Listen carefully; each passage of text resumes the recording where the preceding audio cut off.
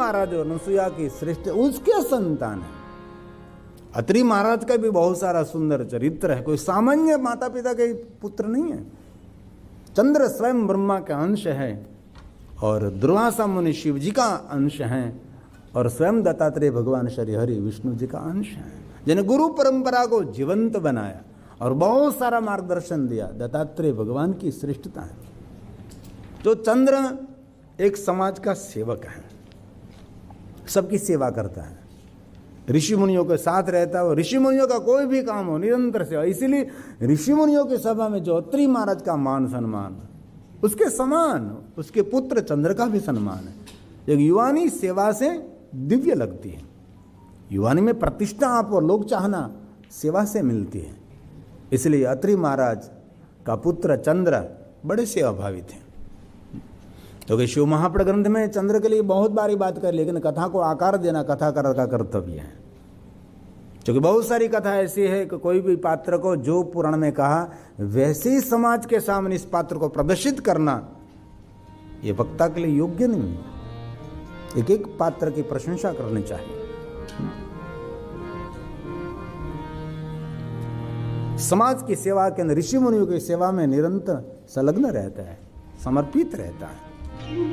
लेकिन युवान है, मन में एक विचार चल रहा है कि मुझे विवाह करना है, लेकिन ऐसी कोई मुझे कन्या मिले जिनको सेवा में प्रीति हो। मैं जो सेवा कार्य कर रहा हूं इसमें जिनको प्रेम हो, सेवा करे में मुझे मददरूप हो, ऐसी मुझे कोई सद्गुण संपन्न कन्या मिले तो ही मुझे विवाह करना है। तो एक बार ऐसे विचार को लेकर कहीं नैमिषारण्य के अंदर यज्ञ निमित्त बहुत सारे ऋषि पुत्री और राजा का पुत्र, राजा की पुत्रियों सब एकत्र हुए थे। यज्ञ के निमित्त दर्शन करने के लिए सभी आए थे। तो चंद्र भी वहां गया था। तो इसमें दक्ष महाराज की पुत्री वीरणी की पुत्री रोहिणी भी वहां आई थी। चंद्र और रोहिणी का मिलन हुआ और चंद्र ने कहा मुझे विवाह तो करना है, लेकिन ऐसी कोई कन्या मिले मुझे मेरी सेवा कार्य में जो सहयोगी बने, सद्गुण संपन्न हो। तो रोहिणी ने भी कहा मैं भी मेरे मन में एक विचार करती हूँ कि ऐसा कोई मुझे युवक मिले जो प्रतिष्ठित हो, समाज के अंदर जिनका मान सम्मान हो। और महापुरुषों का एक स्वभाव रहता है, वो पैसे से ज्यादा प्रतिष्ठा को प्रेम करते हैं। प्रतिष्ठा को कभी कलंक नहीं लगाने देते। प्रतिष्ठा कभी कलंकित हुई तो धरती पर रहते भी नहीं। सज्जनों और महापुरुषों का एक स्वभाव रहता है, धन संपत्ति वैभव को प्रेम नहीं करते, वो अपनी प्रतिष्ठा को बहुत चाहते हैं, इसीलिए प्रतिष्ठा का बहुत ध्यान रखते हैं। तो मैं भी ऐसा सोचती हूँ कि ऐसा कोई प्रतिष्ठित युवक मुझे मिले समाज के अंदर जिनका सम्मान हो। दोनों ने विचारों की आप लेकिन और दोनों के विचार समान लगे। तब चंद्र ने कहा कि हम दोनों मेरे माता पिता के आगे इस बात को कहने का प्रयास करें, जो परमपिता ईश्वर की इच्छा होगी तो हम दोनों विवाह करेंगे। चंद्र ने पिता अत्रि महाराज को कहा और रोहिणी ने उसकी माता वीरणी को कहा। क्योंकि दोनों युवान हैं ना, इसीलिए थोड़ी मर्यादा रहती है। युवान बेटा अपनी माँ के साथ कुछ ऐसा वार्तालाप नहीं कर सकते, पिता के साथ वार्तालाप करता है।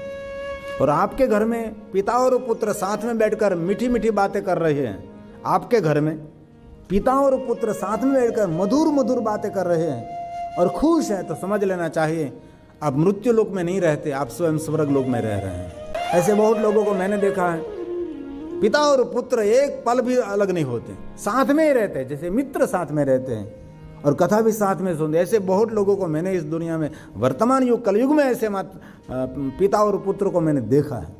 तब मैं उसको कहता हूँ कि आप स्वर्ग लोक में जी रहे हैं, ये आप मृत्यु लोक में नहीं अभी हैं। इस कलयुग चल रहा है, बेटा और बाप दोनों एक दूसरे के सामने देखते नहीं और मित्र के भाव से रहते, तो समझ लेना चाहिए आपका बहुत पुण्य का उदय हुआ है। तो पिता को कहा कि पिताजी अत्रि महाराज, मेरी इच्छा है दक्ष महाराज की पुत्री वीरणी की पुत्री रोहिणी के साथ। और रोहिणी ने भी वहां वीरणी को कहा कि अत्रि महाराज का पुत्र है चंद्र और उसके साथ मुझे विवाह करना है। और वीरणी ने दक्ष महाराज को कहा, दोनों पक्षों में बात हुई अत्रि और अनसुया जी, दक्ष महाराज और वीरणी सब मिले, वार्तालाप हुआ। लेकिन देखो क्या असमानता है। रोहिणी राजा की पुत्री है, राजमहल में रहने वाली है, वो चंद्र पर्णकुटीर में आश्रम में रहने वाला, ये ऋषि का पुत्र, वो राजा की पुत्री, कैसे मेल बैठेगा। लेकिन यहां संपत्ति की बराबरी नहीं, यहां संस्कार की बराबरी है। हम लोग संपत्ति की बराबरी करने के लिए निकलते हैं, इसीलिए बहुत गड़बड़ होती है। संस्कार की बराबरी करें। संपत्ति वाला कभी नीचे गिर सकता है, संस्कार संपन्न व्यक्ति कभी नीचे नहीं गिरता, वो हमेशा ऊपर उठता है। और दक्ष महाराज ने प्रसन्नतापूर्वक कहा, कतरी महाराज, मेरी पुत्री रोहिणी के साथ आपके चंद्र का विवाह जरूर होगा। माता अनसुया भी प्रसन्न हुई, अत्रि महाराज और चंद्र भी बहुत प्रसन्न हो गए। लेकिन दक्ष महाराज धीरे से कहा, क्योंकि बहुत भारी बात होती है ना, वो धीरे से करनी चाहिए, उसके लिए अवसर देखना चाहिए। इसी समय नहीं, प्लेटफॉर्म तैयार करो पहले, बाद में किसी के पास काम के लिए गए तो पहले प्लेटफॉर्म तैयार करो, वातावरण देखो, क्या मूड है, क्या मानसिकता है।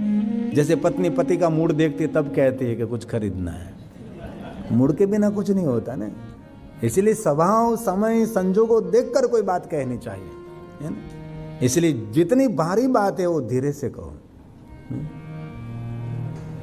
आप किसी के साथ वार्तालाप करते हैं तो आपकी आवाज ऊंची नहीं होनी चाहिए, आपके शब्द बहुत श्रेष्ठ और ऊंचे होने चाहिए, शब्दों की गरिमा होनी चाहिए। और कभी आप बोलते नहीं, लेकिन आपके जो बॉडी लैंग्वेज है बहुत असर करती है। आप कितने ही विवेक सभर शब्द बोल रहे हैं, लेकिन आपके चेहरे पर जो ऐसा भाव है तो जहर जैसे अमृत पी रहा है, ऐसा लग रहा है। जहर कभी अमृत पान नहीं करता ना, लेकिन ऐसा लग रहा है, ऐसा अनुभूति होने लगती है। इसलिए आपका जो हाव भाव, चेहरे का भाव है, बहुत जिनमें काम करता है। क्या कहते हैं अंग्रेजी में, बिहेवियर हूँ क्या है ना, શું કહેવાય अंग्रेजी में? हाँ बस ये तमने आवड़े એટલે तुम बोलो, उसके ऊपर बहुत ध्यान देना चाहिए। किसी के घर जाते हैं, कितने ही सत्कार करते हैं, लेकिन उसके चेहरे पर पता लग जाता है कि हम आए, उसको ठीक नहीं लगा। सब कुछ छुपा सकते हैं, लेकिन आपके चेहरे का भाव आप कभी छुपा नहीं सकते। दक्ष महाराज ने धीरे से कहा, अत्रि महाराज, हमारे परिवार में एक निर्णय लिया गया है कि जिनके साथ रोहिणी विवाह करेगी, उसके साथ हमारी दूसरी 26 बेटियां है, उसके साथ वो भी विवाह करेगी। इसलिए चंद्र का विवाह हमारी 27 पुत्रियों के साथ आपको करना पड़ेगा। पूरी नक्षत्रों की बात है, लेकिन इस बात को हम छोड़े अभी। और चंद्र ने तो कह दिया कि नहीं, मुझे तो रोहिणी के साथ विवाह करता है, अन्य स्वभाव से मैं परिचित नहीं हूँ। तो जिसके स्वभाव से परिचित नहीं है उसके साथ मेल नहीं बैठता कभी। ग्रहो મળે કે ન મળે પણ સ્વભાવ મળવો જોઈએ। ઘણી વાર ગ્રહો મળે પણ સ્વભાવ વિચિત્ર હોય તો लाख कुंडली देखो, लेकिन जिनकी मुंडली भगवान शिव के चरणों में अर्पण नहीं हुई, उसकी कुंडली हमारे लिए क्या काम की। और कुंडली के ग्रह इधर उधर है, लेकिन जो अपनी मुंडली महादेव को अर्पण कर देते हैं, उसकी ग्रहों की कुंडली सब ठीक कर देते हैं महादेव जी। उसके जीवन में कुछ भी अड़चन नहीं रहती। ये शिव की महिमा, ये महादेव की महिमा है। इसलिए तो शिव जी की एक श्रेष्ठता है ना। इसलिए जो महादेव का भक्त है उसके लिए देवताओं ने भी कहा वो हमारे लिए प्रणम्य है। शिव भक्तों की कितनी महिमा होगी कि देवताओं ने स्वयं ने कह दिया कि महादेव जी आपके भक्त हमारे लिए प्रणम्य है, मेरे लिए वंदनीय है। ऐसा देवताओं ने कहा। ये शिव भक्तों की महिमा है। और मैं यही काम कर रहा हूँ, सबको शिव भक्ति पिला रहा हूँ। कोई भी तरीके से उसके हृदय में शिव भक्ति का बीज रोप कर अंकुरित होना चाहिए। शिव से कभी दूर नहीं होना चाहिए जीव, क्योंकि जीव का कल्याण करने वाला स्वयं शिव ही है। सांब सदाशिव, सांब सदाशिव। अंबा के साथ महादेव हमारा सर्व कल्याण करते हैं, शिव। बाद में निर्णय लिया गया, कोई बात नहीं। दक्ष महाराज की 27 पुत्रियों के साथ चंद्र का विवाह हुआ और एक साथ में 27 है ना बरोबर ना 27 बरोबर। હું ક્યાં ખોટું બોલું છું, તમે બોલો મને અટવાવો છો ભલા માણા યાર। 27 हिंदी में 27 कहते हैं ना। एक साथ में इतनी पुत्र वधू का स्वागत माता अनसुया ने किया। आश्रम में एक पुत्र वधू नहीं, 27 पुत्र वधू का आगमन हुआ। आश्रम पूरा हरा भरा लगने लगा, इतना दिव्यता से भर गया, क्योंकि दक्ष महाराज की पुत्री थी। आश्रम में इतनी दिव्यता, इतनी भव्यता होने लगी। अत्रि महाराज भी बहुत प्रसन्न है, माता अनसुया भी बहुत प्रसन्न है, सब ठीक होने लगा। सब अपना अपना काम कर रहे हैं, कोई फरियाद नहीं, कोई शिकायत नहीं, कुछ भी नहीं। धीरे धीरे समय बीत रहा है, सब खुश हैं। चंद्र भी प्रसन्न है, पूरा परिवार भी हंसता खेलता हुआ है। परिवार किसको कहते हैं? जहां पारावार प्रेम है उसको परिवार कहते हैं। जिस घर में आप पैर रखते हो तो वहाँ प्रेम भी मिलता है, आदर भी मिलता है, जहाँ सत्कार भी मिलता है, वह हमारी काम की गणना भी होती है, उसको परिवार कहा जाता है, उसको घर कहा जाता है। આપણે કહીએ ને કે ધરતીનો છેડો ઘર, બહારનો થાક ઘરમાં ઉતરે, પણ ઘરમાં જેને થાક લાગે એનો થાક ક્યાંય ન ઉતરે, પણ એનો થાક ભગવાનની કથા સાંભળવાથી ઉતરી જાય છે। ये भगवान की कथा है। जिस घर के अंदर आदर, प्रेम, प्रशंसा, एक दूसरे का सम्मान, उसको घर कहते हैं। जिन घर में किसी का आदर नहीं, प्रेम नहीं, सत्कार नहीं, नहीं पीने जैसा पी रहे हैं, वो घर नहीं है, वो घर बार है, बार बार समझते हैं ना, बार। दीव, दमन, गोवा, उसको कहते हैं बार।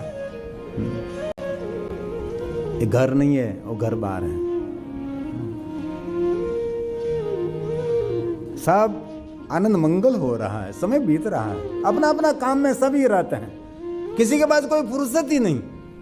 आश्रम में सब सेवा करने लगे, जो का अत्रि का आश्रम इतना हरा भरा था, इतनी सेवा की प्रवृत्ति हो रही थी, किस सेवा करूं और की नहीं करूं, इतना काम रहता था, इतना आश्रम में प्रवृत्ति में रहना था। सबको अलग अलग अलग सबको सेवा सौंपी थी। आश्रम किसको कहते हैं? वहाँ एक नहीं, अनेक प्रकार के श्रम रहता है। कोई फूल उगाता है, कोई धन उगाता है, कोई और प्रवृत्ति, कोई इस इधर, सभी प्रकार की अन्य श्रम। श्रम मतलब पुरुषार्थ सब करते, कोई ना कोई काम, बैठे बैठे खाना, उसको आश्रम नहीं, श्रम रहता है, वहाँ कोई ना कोई कार्य रहता है। समय बीतने लगा, लेकिन ये जो रोहिणी है, ये चंद्र के इर्द गिर्द परिक्रमा करती रहती थी। रोहिणी ज्यादातर चंद्र के आसपास ही रहती थी, थोड़ी सी भी चंद्र से दूर नहीं जा रही थी। इसलिए 26 को हुआ कि ये ज्यादा पास में रह रही है, ये ठीक नहीं लग रहा। और एक साथ में इतने झुंड आसपास में रहे तो भी ठीक नहीं लगता। इसलिए कभी कभी उसी के साथ जो बहनें आई थी, वो कहने लगी, तू अकेली चंद्र के आसपास घूमती फिरती रहती, बस चंद्र के सामने ही रहती है। चंद्र कहीं भी कुछ भी हो, उसके सामने ही हो, कहीं 10 टिकट वही दिखाई देते, और कोई नहीं। और चंद्र को भी बहुत अच्छा लगता था, और चंद्र कोई सेवा कार्य के लिए निकलता था तो भी रोहिणी उनको बहुत मदद करती थी, सेवा कार्य की प्रशंसा करती थी, चंद्र को निरंतर प्रोत्साहित करती थी, आनंदित रखती थी। बहुत सुंदर काम कर रहे हैं, बहुत सुंदर कार्य कर रहे हैं आप। इसलिए चंद्र उत्साहित रहता था। और आपके जीवन में जो कुछ कर रहे हैं उनके बारे में आपको कोई प्रोत्साहित करें तो आपकी गति और बढ़ती है। इसलिए आपके बच्चों को भी प्रोत्साहित करना चाहिए, पति को भी प्रोत्साहित करना चाहिए, पत्नी को भी प्रोत्साहित करना चाहिए। प्रोत्साहित जीवन की प्रगति के लिए एक अमृत भी है। कभी कभी कहना चाहिए, वाह शाबाश क्या किया। कभी गलत किया तो कुछ बोलना नहीं चाहिए, कोई बात नहीं, हो गया, हो जाता है। कभी कभी ऐसा रोज का है तो जाने दो, नजरअंदाज करो। और धीरे धीरे धीरे धीरे बहनों के बीच थोड़ा सा कलेश होने लगा, और धीरे धीरे दोनों बहनों के बीच तिराड़ बढ़ने लगी, एक दूसरे पर की एक दूसरी ईर्ष्या करने लगी कि तू ही ज्यादा रहती है चंद्र के साथ, हमको सबको तो अवसर ही नहीं मिल रहा। ऐसी बातों में बस झगड़ा कंकास कलेश शुरू हो गया। कलेश का कारण एक ही था, ईर्ष्या, एक दूसरे के प्रति द्वेष भाव। चंद्र ने समझाने का प्रयास किया कि भाई आप सभी मेरे साथ रहो, आप सभी काम करते, सभी आश्रम में सेवा करते हैं, सभी श्रेष्ठ हैं, लेकिन ये ऋषि का आश्रम, इसीलिए यहाँ कलेश नहीं करना चाहिए। ये ऋषि का आश्रम, अनसुया का आश्रम है, हम सब आश्रम निवासी हैं, इसीलिए यहाँ कोई अच्छा प्रेरणा लेकर कोई जाना चाहिए, ऐसा कलेश देकर कोई नहीं जाना चाहिए। आप क्यों कलेश करती हो? यहाँ आश्रम में कोई वस्तु की कमी तो है ही नहीं। चंद्र बार बार समझाता रहा, लेकिन चंद्र की बात कोई मानने के लिए तैयार नहीं थे। अत्रि महाराज और अनसुया को दोनों को पता लग गया कि मेरी पुत्रवधू अंदर झगड़ रही है। अत्रि और अनसुया जी दोनों आए, तो क्यों झगड़ रही हैं? एक पिता की पुत्री हो, एक पति की पत्नी हो। एक युग था, बहुपत्नीत्व युग जिनको कहते हैं। पहले एक युग था कि एक पुरुष बहुत सारी पत्नियां रख सकता था, इसको कहते हैं बहुपत्नीत्व युग था। अभी ये युग नहीं है, भगवान राम जी ने हमको सबको सिखाया है। ये समय था। अनसुया और अत्रि महाराज ने कहा, आप दक्ष महाराज के संस्कार संपन्न पुत्री हो, क्यों कलेश करते हो? ये तो मुझे कहो कि आश्रम में कई वस्तु की कमी है, कुछ भी यहां कमी नहीं है, बहुत कुछ है। और अत्रि महाराज का आश्रम जो मांगना बनने पड़ा, मन में कामना करो वस्तु उपस्थित हो जाती थी। कामधनु की पूर्ण कृपा थी, वहां मांगना नहीं पड़ता, कामना सिर्फ व्यक्त करनी पड़ती थी, इसी समय मनोकामना पूर्ण हो जाती थी। ये अत्रि महाराज का आश्रम कोई भिक्षावृत्ति करने वाला का आश्रम नहीं था। अत्रि और अनसुया का तप का साम्राज्य था, वहां तपोबल था, वहां देवताओं निरंतर आते जाते रहते थे। इतना दिव्यता से भरा हुआ आश्रम अत्रि और अनसुया का था। तो अभी कलेश कलेश कलेश, निरंतर कलेश चलता रहा। और जिन घर में निरंतर कलेश रहता है ना, वो धीरे धीरे घर पूरा समाप्त हो जाता है, पूरा घर छिन्न भिन्न हो जाएगा। इसलिए घर में कभी कलेश नहीं करना चाहिए, थोड़ा सा जाने दीजिए। जानते तो भी अनजान रहो। और प्रातःकाल कभी कलेश नहीं, और संध्या समय कभी कलेश नहीं, भोजन करते समय कभी कलेश नहीं। कलेश झगड़ो કંકાસ કરજો। ઘરમાં બાળકો રડતા હોય ને તેને કલબલાટ કહેવાય, પણ જેના ઘરમાં વડીલો રડતા હોય ને તેને કકળાટ કહેવાય। ઘરની બેન દીકરીઓના આંખમાં આંસુ હોય, ઘરના વડીલોના આંખમાં આંસુ હોય, એ ઘર ન કહેવાય, તેને જીવતા નર્ક કહેવાય છે। अत्रि महाराज अनसुया बहुत दुखी हो गए कि अब करेगी क्या करेगी। और ईर्षा करने वाले लोग खतरनाक होते हैं। उसको एक नहीं लाख समझाने वाले लोग मिले, लेकिन इनमें से बाहर निकलना बहुत खतरनाक है। किसी को कैंसर हुआ है तो कोई दवा से ठीक हो सकता है, लेकिन ईर्षा नाम का रोग है, इसके कोई दवा ही नहीं। कैंसर की दवा, कैंसर के आज किसी को डरना नहीं कैंसर से, लेकिन ईर्षा की कोई दवा नहीं है। जैसे उद्धय लकड़ी को अंदर से खा जाते हैं, वैसे ईर्षा हम स्वयं को खा जाती है। ऊपर से ठीक लगते थे, अंदर से जलते रहते हैं, जलन।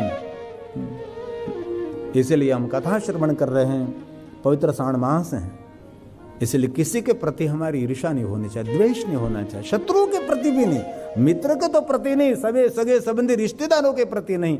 ऐसा थोड़ी थोड़ी संकल्प करके हम बहुत कुछ जीवन में आगे बढ़ सकते हैं। तो ईर्षा हमको आगे बढ़ने नहीं देती, उसका रूप तेज सब कुछ धीरे धीरे नष्ट होने जाता है। इसलिए ऐसी छोटी सी बात, आप सब तो पढ़े लिखे लोग हैं, आप सबको तो मुझे नहीं कहना चाहिए, लेकिन कोई सुन रहा है और इसमें से बाहर निकल जाए, एक एक कचरो एक एक कचरो एक एक कचरो, तो बहुत अच्छा लगेगा। पहला तमने खबर हो तो प्राइम साहब था हवा भरवाना, કેરોસીન છે ચાલતા, કેરોસીન એમાં હવા ભરવી પડે, પછી કેરોસીન ચાલે આમ પ્ર થાય ને એમાં ક્યારેક ક્યારેક એક બાજુ જ થાય, તો એને પિન મારવી પડે।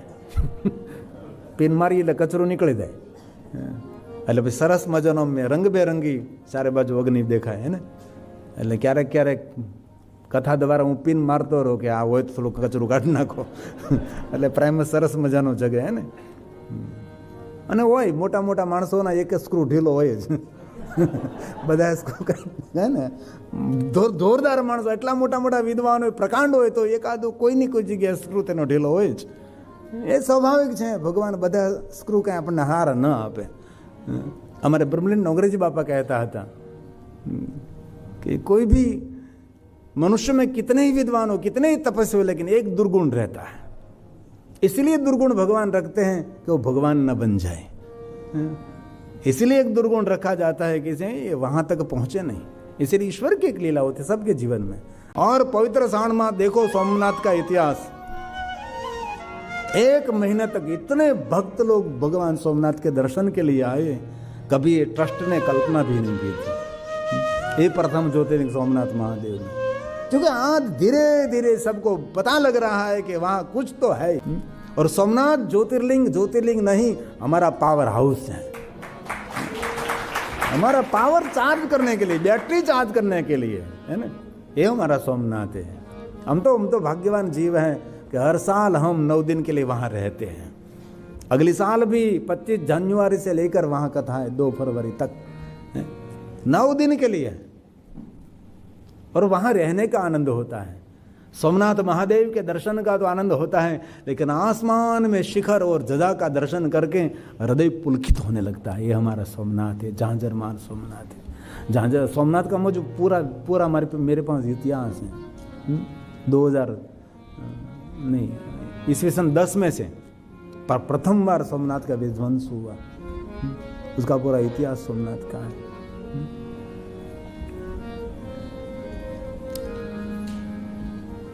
तो सब ने मिलकर पिताजी को कहा, पिताजी हम सुखी नहीं हैं, और बेटी का दुख देखकर पिता कभी सुखी नहीं हो सकता।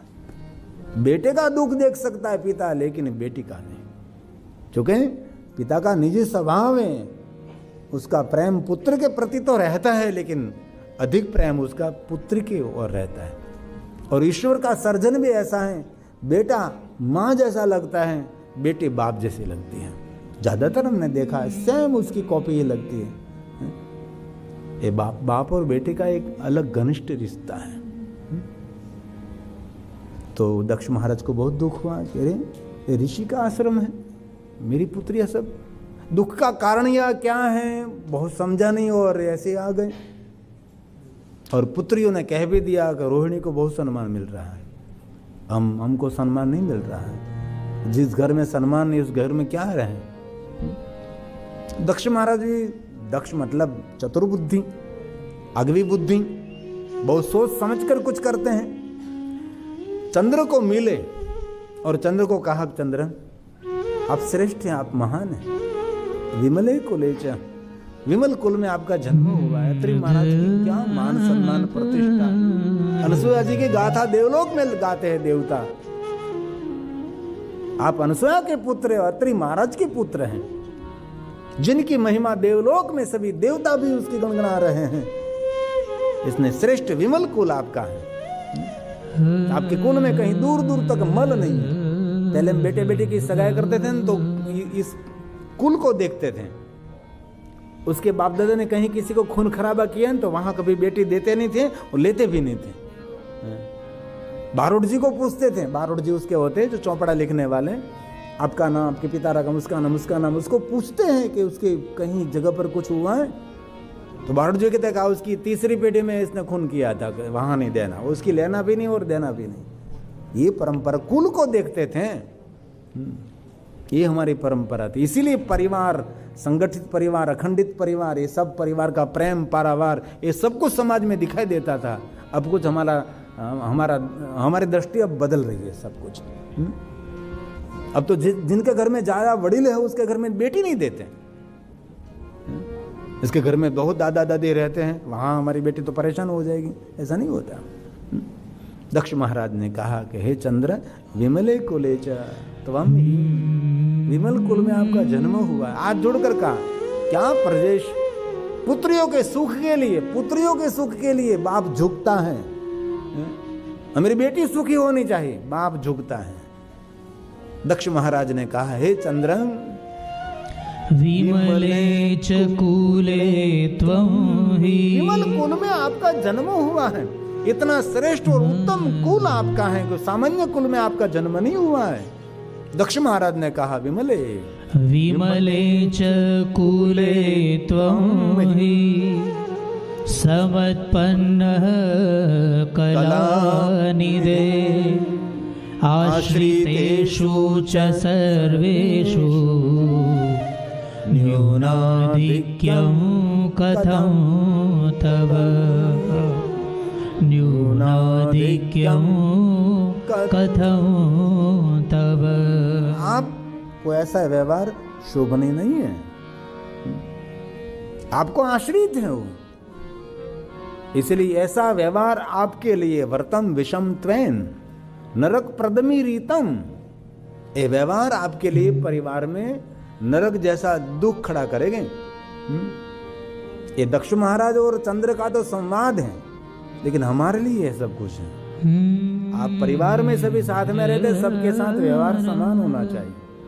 और मैंने भारत देश में बहुत देखा, यहाँ तो मैंने कम देखा, लेकिन क्या देखा मुझे पता नहीं, लेकिन भारत देश की एक होता है कि 3 पुत्र वधू हैं, तो बहुत सारे बुद्धिजीवी जो सत्संगी माँ हैं वो तीनों पुत्र वधू का समान आदर करते हैं, किसी को ज्यादा और कम नहीं, सबको समान। और 3 बेटा तो तीनों बेटों को समान आदर मिलता है, बड़ा है तो उसको ज्यादा मिले ऐसा नहीं। और कहीं परिवार में छोटे को बहुत महात्मा देते हैं, बड़े को नहीं। इस परिवार धीरे धीरे अलग हो जाता है, ये परिवार कभी सम्मानित नहीं होता। इसलिए दक्ष महाराज ने समझाया है कि ये आपका जो व्यवहार का भाव है ना, वो आपके लिए योग्य नहीं है। कृतम चेत तव कृतम, ये कभी नहीं करना। कृतं चेत् तत्कृतं तच्चन कर्तव्यं त्वया पुनः। फिर से ऐसा वाणी व्यवहार नहीं करना।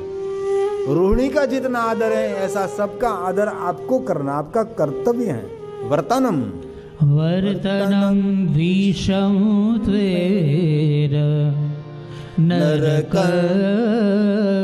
प्रदमीरितं नरक प्रदमीरितं। नर्क जैसे दुख आपको भोगना पड़ेगा।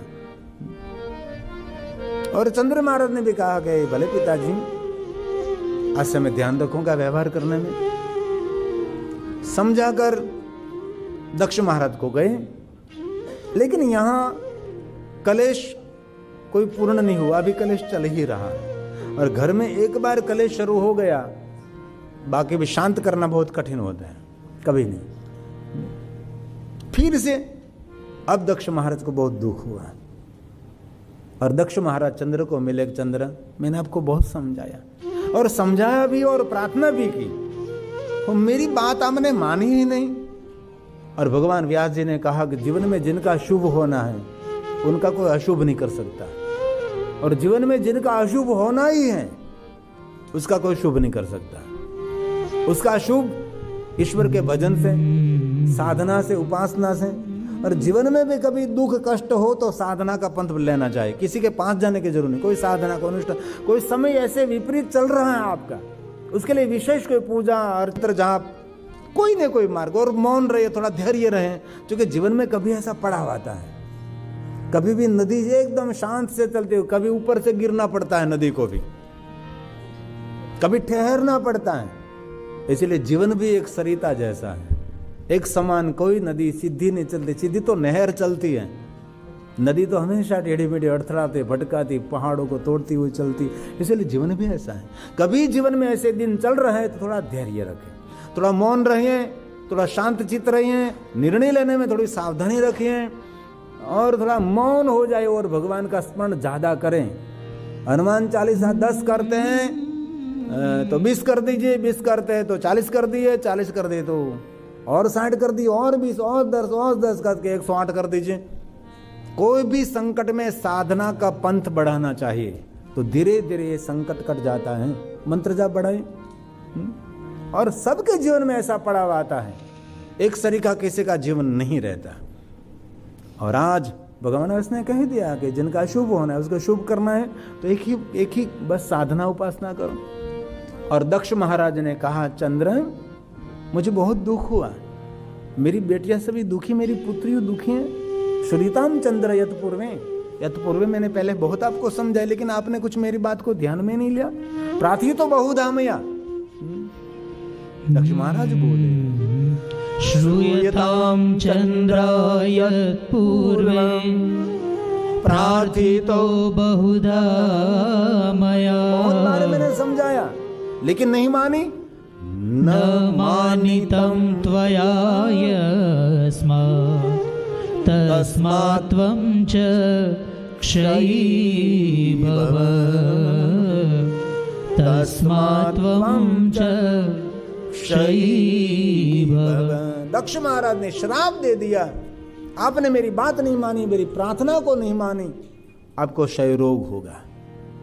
श्राप दिया, क्षय रोग।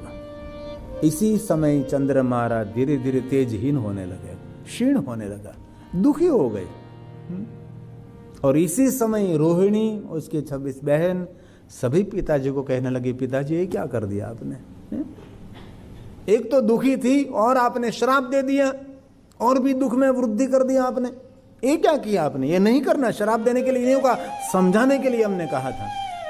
सभी पुत्रियों पिताजी को कहने लगी, पिताजी आपने बहुत गलत कर दिया। तब दक्ष महाराज ने कहा, मेरी गलती को मैं स्वीकारता। और दक्ष महाराज ने बहुत सारी बातें इस समय कही जो श्लोकात्मक है।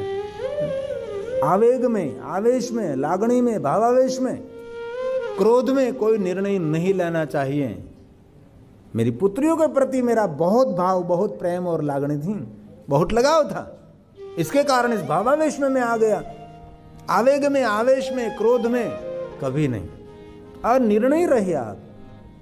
इसलिए कभी भी हमारे जीवन में ऐसी स्थिति हो, कभी क्रोध आ रहा है तो कभी कोई निर्णय नहीं, कभी कोई आवेग आ रहा है, आवेश आ रहा है, किसी के प्रति अति लागणी हो रही है, तो निर्णय लेने में पीछे हटो। बाकी गलत निर्णय लेकर आप जीवन को गलत बना सकते हैं। इसीलिए इस समय मौन, धैर्य और शांत रहिए। और दुख बांटने से दुख बढ़ता है। जीवन में क्यारेय पण आवा दुख ना पड़ावा आवे त्यारे एकांत, शांत, मौन અને બહુ હૃદયથી કહું છું, દુઃખના દિવસોમાં કોઈની સામે આહોડા નહીં પડવાના। आपके मुख पर मुस्कुराहट है तो दुनिया आपके साथ है, वरना आंसुओं की जगह तो आंख में भी नहीं है ने। आंखें धक्को मारी आंसू बार जरूर नहीं। इसीलिए रड़तो माणस सारो न लागे, हसतो माणस हमेशा सारो लागे छे। हृदयમાં દર્દને દફનાવીને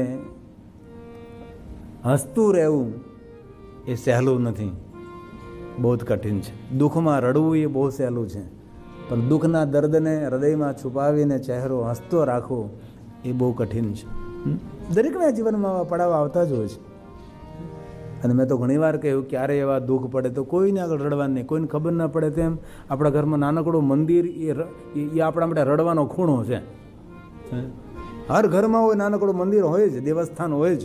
ઈશાન ખૂણામાં ભગવાનને બેસાડ્યા હોય, નાનકડા ભગવાન બધા બેઠા હોય, ત્યાં જઈને હિબકા ભરી લેવાના, કોઈને ખબર ના પડે। કોઈ આવી જાય તો પછી છેડા કાઢતા હોય ને એવો ભાવ કરવો। એટલે પહેલાં એમ થાય, આમ ખબર જ નહીં પડવા દે ને રેડા છીએ આપ, શા માટે ભાઈ? દુનિયા સામે હસતા રહી, શા માટે રડતા રહી? અને ચડાવ ઉતાર તો જીવનમાં આવવાના જ તે ને, એમાં ક્યાં મોટી વાત છે?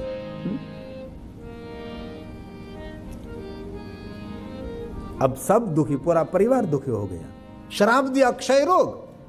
और ऋषि मुनियों और सभी महात्माओं सब मिलकर निर्णय लिया कि चंद्र समाज का सेवक है, हमारा सबका कार्य अच्छे से उसने किया है, इसलिए हम सब उनके लिए कुछ करना चाहते हैं।